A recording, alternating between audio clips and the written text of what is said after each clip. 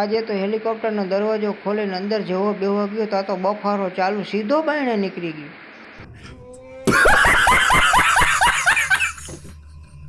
Hello દોસ્તો, welcome to my mini blog. આજે આપણે હેલિકોપ્ટર લઈને પહોંચી ગયા અમરસર ફાટકે માર્બલનો માલ ભરવા. હવે બોલાવશું નાની નાની બાકાજી.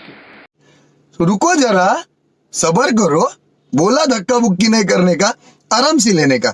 हाँ. પછી મિત્રો માર્બલનો માલ ભરેલું હેલિકોપ્ટર 150ની સ્પીડમાં 8મો ગેર પાડીને ઉપાડી લીધું. લટપટ લટપટ લટપટ લટપટ સીધા પહોંચી ગયા આપણે લાલપર વિદ્યા સ્કૂલે. ત્યાં પહોંચ્યા હતા તો મજૂર માલ ઉતારવાની ના પાડતા હતા. પછી મેં મારું હેલિકોપ્ટર સાઈડમાં મૂકી દીધું.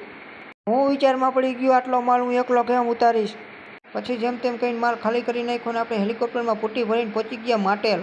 એવું મેં મારું હેલિકોપ્ટર ઊભું રાખ્યું હતા તો અહીંયા મજૂર આવી ગયા હતા અને માલ ઉતારવાનું ચાલુ કરી દીધું. એનો પગાર હતો ખાલી મહિનાનો 75 કરોડ. પછી અહીંયાથી હેલિકોપ્ટર કાયોગા ખાલી કરીને નીકળી ગયો ઢુવા ચોકડી અને પહોંચી ગયો ભાઈની ગેરાજે. ત્યાં તો અહીંયા ભાઈએ 4 વ્હીલની બાકા ઝીકી બોલાવીને મૂકી દીધી. પેર પાટ બધાય નોખા ઉથલ પાથલ કરી નાખ્યા. મને સમજમાં નથી આવતું ભાઈ એ ક્યાં હે. ભાઈએ ખોલીને મૂકી દીધું.